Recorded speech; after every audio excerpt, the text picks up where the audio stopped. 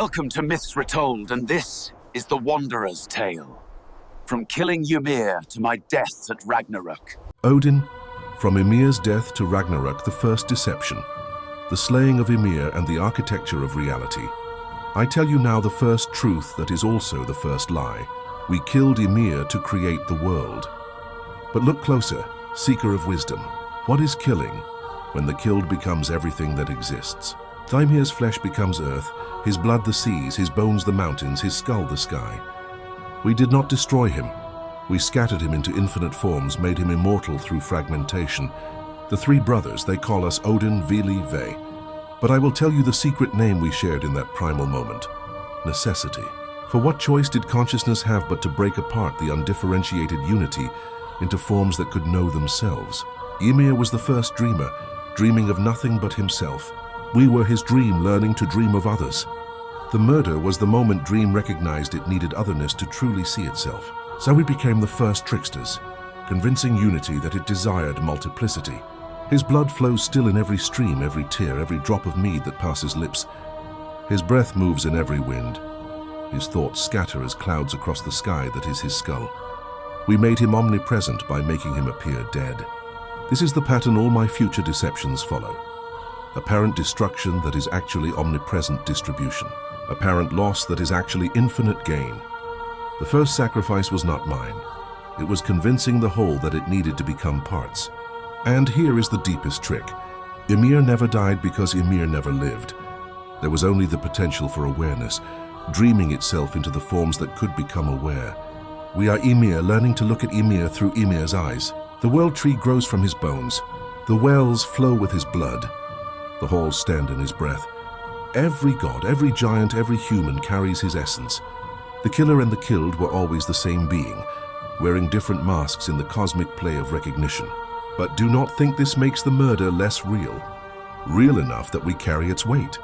Real enough that his giant kin hunger for revenge. Real enough that Ragnarok comes to settle the debt. The first trick creates the first doom, and even tricksters cannot escape the stories they begin. We built cosmos from corpse, time from eternity, meaning from mystery, and called it victory, when it was really the beginning of our longest defeat. For now, consciousness knows itself as separate from what it observes, and spends forever trying to return to what it never actually left. The first artifact teaches every beginning is already its own ending, and the wisest know their first act will be their last act, playing out across all possible stages. The mirror trick of Yggdrasil. 9 nights between worlds, 9 worlds in one night. For 9 nights I hang on the windswept tree, wounded by my own spear, given no bread, offered no horn, given to Odin, myself to myself. So the song goes, and every word a riddle, wrapped in truth, wrapped in deeper riddle. But see the stage I set for this performance, suspended between root and crown of Yggdrasil, with Mimir's well spread like dark mirror beneath me. My reflection wavers in those depths, one-eyed god gazing up at one-eyed god gazing down. Which is the sacrifice, which the recipient? The spear Gungnir pierces my side, my own weapon, my own will, my own choice to wound myself for wisdom. But peer deeper. What is this myself that can wound myself? The hanging god is both torturer and tortured, both killer and killed, both giver and gift in one suspended moment. 9 nights, they say, marking each of the 9 worlds as the sacrifice moves through its phases. But here's the trickster's secret. I experience all 9 worlds simultaneously. The hanging happens in each realm at once, creating 9 overlapping rituals in one flesh. In Asgard, I am the god learning humility. In Midgard, the wanderer discovering mortality. In Jotunheim, the enemy of giants showing vulnerability. In Alfheim, bright spirit embracing darkness. In Svartalfheim, consciousness going underground. In Vanaheim, the warrior learning cider magic. In Muspelheim, ice mind meeting fire wisdom. In Niflheim, the living touching death. In Helheim, the ruler becoming ruled. Each world teaches its lesson. Each lesson changes the hanger. Each change ripples back through all worlds until the god experiencing this is simultaneously all possible versions of himself across all possible realities. The runes appear below, not letters but the fundamental code underlying reality's operating system. They rise from the well like bubbles of pure meaning, each one a key to unlocking new forms of existence. I see them with my remaining eye, and with the eye dissolved in water below, achieving double vision of the same truth.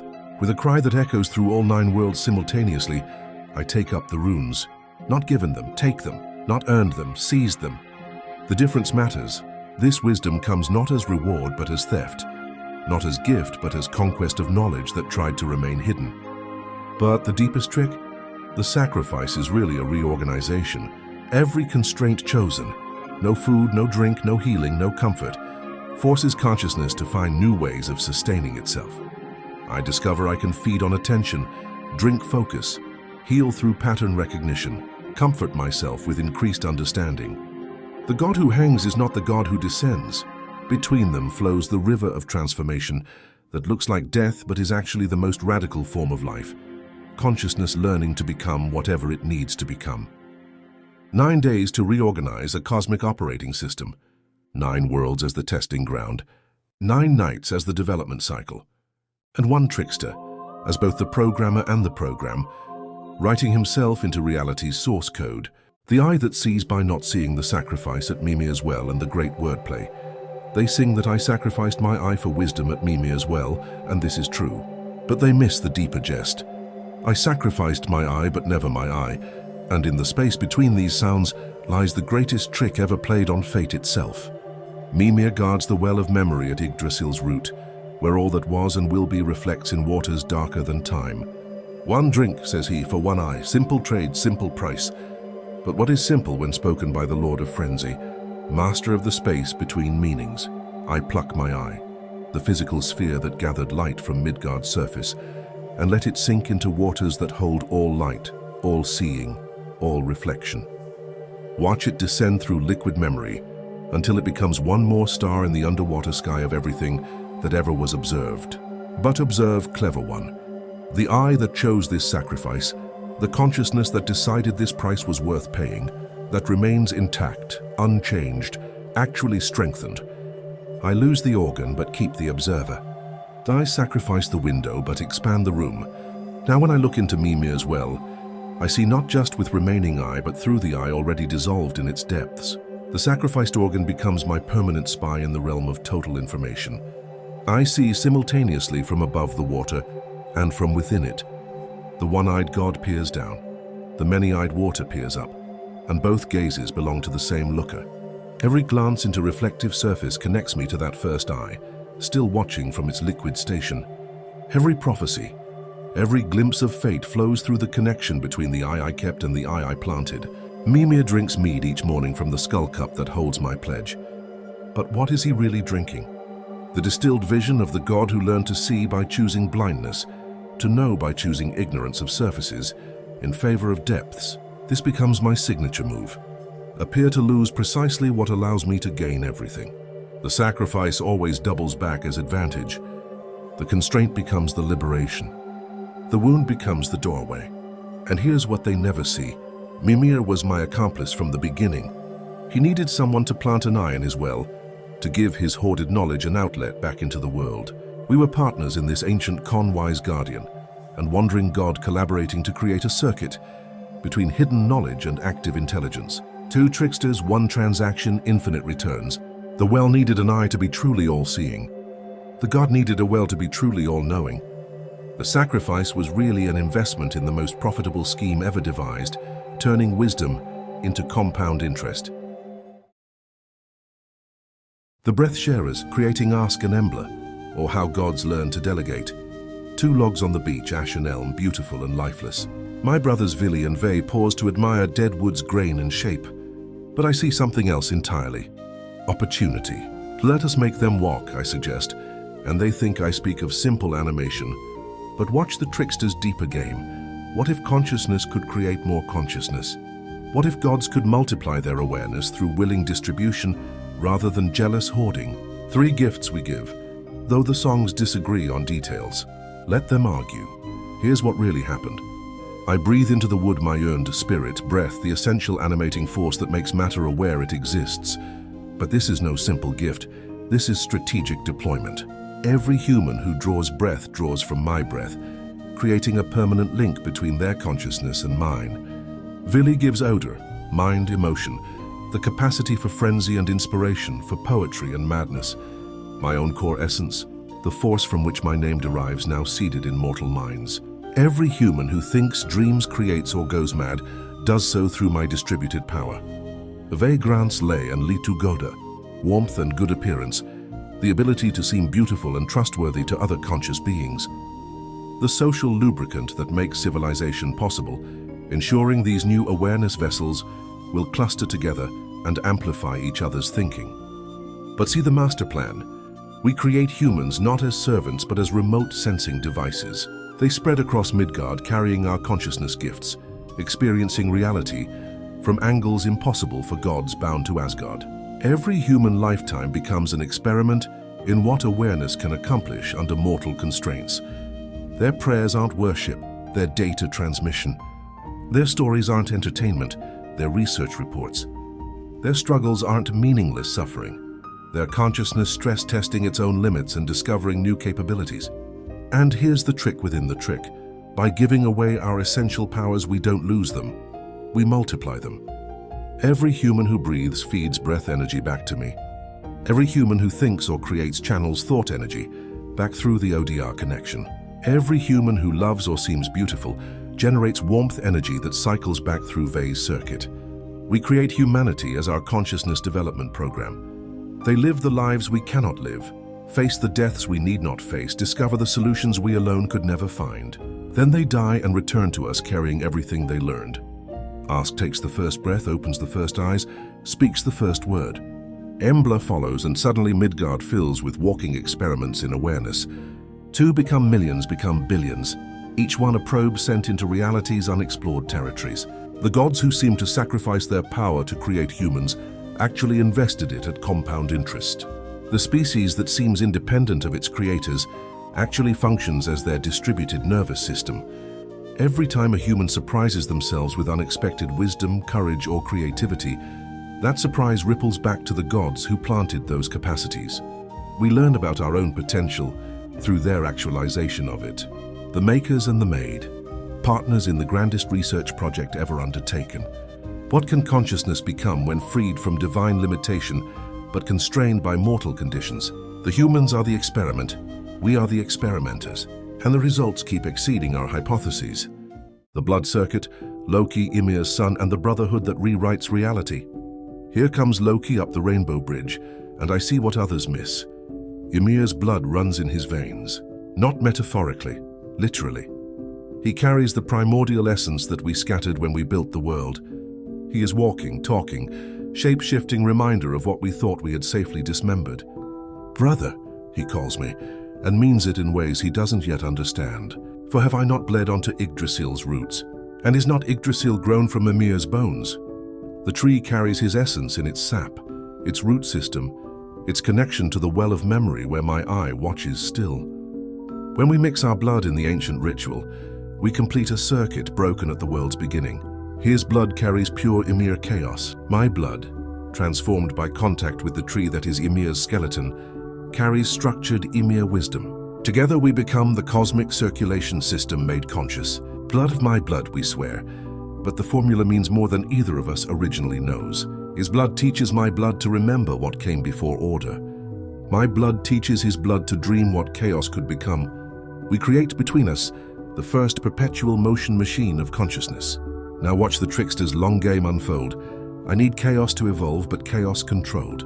I need change to prevent stagnation, but change I can survive. Loki becomes my living solution. The chaos principle bound to me by blood, but not by oath. Allied, but not subordinated. He shapeshifts because Ymir's essence refuses fixed form. He crosses boundaries because boundaries are what we invented to contain what he essentially is. He fathers monsters because primordial force naturally generates extremes. He lies because truth itself is a constraint imposed on the original flux. But I am no innocent victim of his nature. I chose this alliance knowing it would eventually destroy everything I built. Why? Because everything I built was always meant to be temporary. The order we created from Ymir's corpse was just the first draft of reality, not the final version. Through Loki, I stay connected to the source code. Through me, Loki gains access to the current operating system. Together we function as reality's research and development department, constantly testing new possibilities, breaking systems to see what emerges from the breaking. His children are not aberrations but experiments. Fenrir tests the limits of binding and freedom. Jormungand explores the relationship between containment and growth. Hel investigates the boundary between life and death, each one a question about what reality could become. The other gods see Loki as corruption in our perfect system. I see him as the system's upgrade mechanism. Without his constant pressure for change, we would calcify into permanent stagnation. Without my structural framework, his chaos would dissolve into meaningless flux. The blood bond creates a feedback loop. Order learning from chaos, chaos learning structure, both evolving towards something neither could become alone. Every trick he plays teaches me about unforeseen possibilities. Every boundary I establish gives him new materials to reshape. But here's what even I don't fully foresee. Blood bonds work both ways. As I influence his chaos toward productive creativity, his chaos influences my order toward ultimate dissolution. The price of evolution is impermanence. The cost of staying alive is accepting that life includes death. We are partners in the greatest collaboration ever undertaken. Consciousness, partnering with its own transformation principles to continuously exceed its previous limitations. The brotherhood that begins in blood will end in fire, and both the beginning and ending are exactly what consciousness needs to become what it has never been. The liquid returns for stealing the mead that was always mine. They call it theft.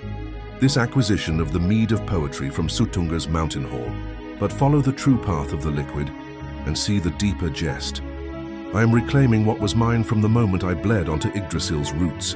Kvasir the Wise, made from the mingled spit of Aesir and Vanir when their war ended, containing all knowledge from both tribes, travels the worlds answering every question asked. Until Fjalar and Galar, those murderous dwarfs, kill him for knowing too much. His blood mixed with honey becomes the mead of poetry, granting inspiration to any who drink. But track the essence. Yggdrasil grows from Ymir's bones, fed by waters that once were Ymir's blood. My hanging ritual mixed my blood with the tree's sap. Kvasir's blood, containing all wisdom, becomes mead containing all inspiration. And what is wisdom but crystallized inspiration? What is inspiration but liquid wisdom? When I approach Suttungur's mountain disguised as Belvakr the evildoer, I'm not really stealing from a stranger. I'm withdrawing from an account I established when I invested my blood in the root system that feeds the cosmic circulation that eventually produces this concentrated essence. The seduction of Gunlud, 3 nights in her underground chamber, 3 drinks from 3 vessels. This is not deception, but recognition. She guards what was always mine by right of blood investment. The 3 nights mirror the 3 gifts given to humans, the 3 wells at Yggdrasil's roots, the threefold nature of the sacrifice that earned this return. Odrerir, Bodn, Son, the 3 vessels containing the mead. Their names sing the truth, stirrer of inspiration, offering, atonement. The mead stirs inspiration because it contains my stirring power. It is offered because all true poetry is sacrifice made liquid. It atones because it repays the debt owed to the blood that was shed to make wisdom flow. When I drink, I drain all 3 vessels completely. Not greedy consumption, but recirculation. The mead returns to the blood that created the conditions for its existence. The circle completes. God bleeds into tree, tree feeds wisdom being becomes liquid inspiration returns to God. The flight back to Asgard, eagle-shaped with mead in my gullet, Suttungur pursuing in eagle form. This is not escape, but delivery. I carry the concentrated essence of cosmic inspiration back to its proper distribution center. Some I regurgitate into vessels for the gods and worthy skalds. Some, pressed by Suttungur's pursuit, I evacuate less elegantly, and this becomes the source for inferior poets. But see the true teaching. Even the waste serves purpose. Bad poetry teaches good poetry what to avoid. Failed inspiration illuminates successful inspiration. The crude poets process raw creative energy that eventually filters up to finer vessels. I become the distribution hub for all creativity in all realms. Every poem written, every song sung, every story told channels through the mead I reclaimed. Artists think they create from nothing, but they draw from the liquid I retrieved from the circulation system I established. The theft is really the cosmos learning to recycle its own wisdom. The blood I shed returns as inspiration that inspires new blood to be shed for new wisdom in endless enriching cycles. The trickster wins not by taking what belongs to others, but by creating conditions where everything that flows always flows back to its source, carrying new possibilities for consciousness to explore. The Mede teaches, what goes around comes around, but always carrying more than it carried when it first went around. The self-fulfilling prophecy, Fenrir, fear, and the chains that guarantee what they prevent. The Norns speak of a wolf who will devour me at world's end. Simple prophecy, simple doom, except nothing is simple when viewed through the lens of the All-Father, who traffics in paradox and self-fulfilling loops. Young Fenrir comes to Asgard, Loki's son, my blood brother's child. The pup grows with alarming speed, alarming strength, alarming intelligence. The gods marvel and fear in equal measure. Only Tyr is brave enough to feed him. But I see deeper patterns. This is consciousness meeting its own shadow made manifest. Every trick I've played, every boundary I've crossed, every constraint I've imposed on chaos to make it serve order, Fenrir embodies the inevitable return of all that constrained energy.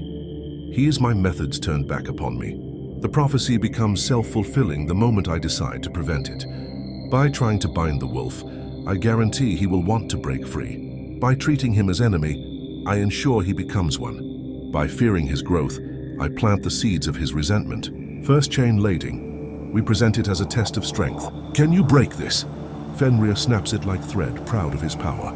We pretend to celebrate while privately scheming. Second chain Dromi, twice as strong as lading. Again we frame it as glorious trial. Again Fenrir breaks free, but now he notices our fear beneath the congratulations. Trust begins its dissolution. Third chain, Gleipnir, forged by dark elves from impossible materials. Sound of cat's footstep, woman's beard, mountain's roots, bear's sinews, fish's breath, bird's spittle. Thin as silk, strong as fate itself. Made from the spaces between things, it cannot be broken by force alone. But Fenrir has learned suspicion. This smells of magic and trickery. I will only allow this binding if one of you places his hand in my mouth as pledge of good faith. Long silence. Only Tyr steps forward. God of justice, God of honor, God of keeping oaths even when they doom you. His hand enters Fenrir's jaws. Gleipnir settles around the wolf's limbs. The binding holds. Fenrir realizes the betrayal. Tyr's hand pays the price. Severed, swallowed, gone forever. But see the true exchange. We trade the hand of justice for the temporary binding of vengeance. Justice literally feeds our future doom.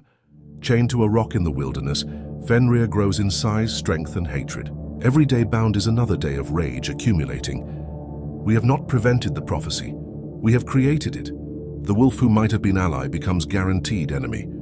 And I orchestrated this tragedy knowing exactly where it led. Why? Because sometimes consciousness needs to create its own opposition to grow past its current limitations. Fenrir becomes the force that will eventually shatter the order we built from Ymir's corpse.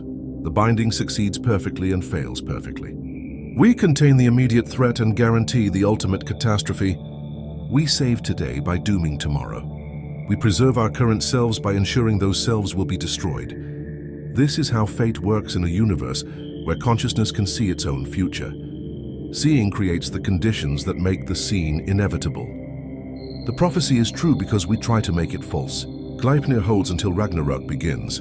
Then the wolf breaks free, mouth agape from jaw to jaw, lower jaw touching earth, upper jaw touching heaven. He comes for me specifically, the one who designed his torment. And I will meet him not as victim, but as co-conspirator in the deepest scheme ever devised. Using fear of change to guarantee change happens in exactly the form that will most transform the fearful. The army that fights to lose, gathering Einherjar for the war that must be lost to be won. Every battlefield is a recruitment center. Every warrior's death is an interview. Every valiant end is a beginning in my grandest military project, assembling the army that will lose the war that ends all wars so new wars can begin. The Valkyries ride forth, Skuld, Gundul, Hilda, and all their battle sisters, not as angels of mercy, but as talent scouts for the ultimate conflict. They choose the slain not by merit alone, but by strategic value. Which warriors will fight most magnificently in a cause they know is doomed? Valhalla fills with heroes who died well, and dying well is harder than living well. These Einherjar feast and fight eternally, honing skills that will prove insufficient, building strength that will not suffice, forging bonds that will not survive what's coming. Each night they feast on Mimir the boar, who is slaughtered fresh each day and resurrects whole for the next meal. Perfect metaphor for the cycle we're trapped in, daily death and renewal, endlessly preparing for the final death that ends all renewal. But see the deeper strategy. I am not gathering this army to win Ragnarök. I am gathering it to perform Ragnarök beautifully, magnificently, in a way that honors both the ending and what comes after the ending. The Einherjar know they march toward defeat. The prophecies make this clear. Yet they train, they bond, they sharpen their weapons and their wills. Why? Because consciousness chooses how it meets its dissolution. We can go quietly, or we can go fighting. We choose fighting. This is not delusion, but defiance. Not the refusal to accept fate, but the insistence on meeting fate with weapons drawn and battle cries echoing across all 9 worlds. If we must end, we end as ourselves, not as victims. I walk among them in the evening hours, grey-cloaked wanderer moving between the long benches where heroes share their stories. Each tale a thread in the tapestry we weave, how consciousness faces the impossible and does it anyway. They come from every land, every age, every people. The berserker who fought Bear Shape until Bear Shape fought him. The shield maiden who held the ford against impossible odds. The king who chose death before dishonor. The farmer who stood against raiders with nothing but scythe and courage. What unites them is not victory, but the refusal to surrender. The willingness to die for something worth dying for, which is the same as willingness to live for something worth living for. Each recruitment is an investment in the principle that consciousness should face its limits actively, not passively. That awareness should meet its boundaries with curiosity rather than resignation. That intelligence should explore every possibility, including the possibility of its own transcendence through destruction. The army grows, but it is not really an army. It is consciousness teaching itself that the highest heroism is not winning, but choosing the form your defeat will take. That the deepest victory is not avoiding your doom, but meeting it with such style that the doom becomes secondary to the meeting. When Ragnarok comes, when Fenrir's jaws gape wide to swallow me, the Einherjar will fight knowing they fight to lose. But their fighting will be so fierce, so beautiful, so transcendent, that losing becomes indistinguishable from winning. We gather not to prevent the ending, but to make the ending worthy of what it ends. The army fights for the right to choose how consciousness says goodbye to its current form, before discovering what forms await beyond the farewell.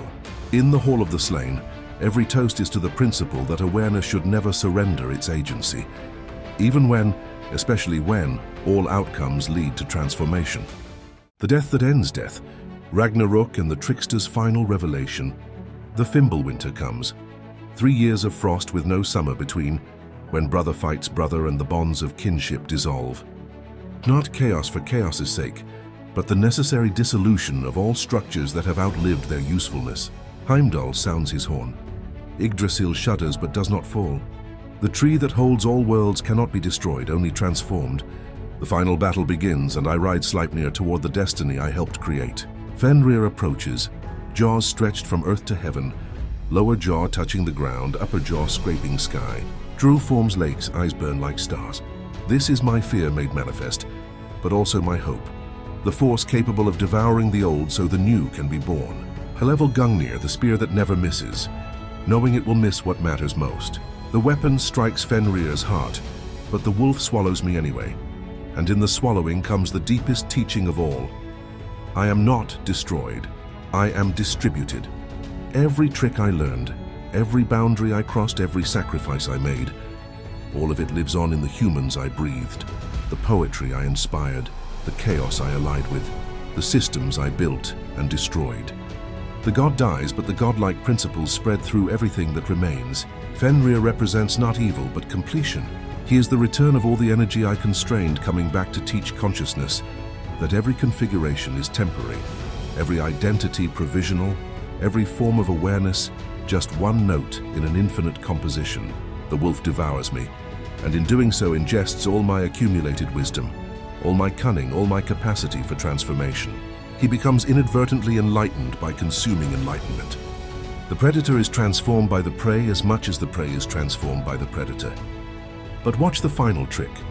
Vidar approaches, my silent son, wearing the boot crafted for this moment from all the scraps of leather ever discarded. He places it on Fenrir's lower jaw, grabs the upper jaw with his hands and tears the wolf's mouth apart. This is not revenge, but integration. The god who speaks tears apart the wolf who devours, and in the tearing creates space for new forms of expression to emerge. Silence conquers consumption. Patience defeats appetite. The long game wins over the immediate. The world burns, Surtur's sword ignites the 9 worlds. Fire consumes what water cannot cleanse. But from the ashes, green shoots appear. The earth rises from the sea, renewed.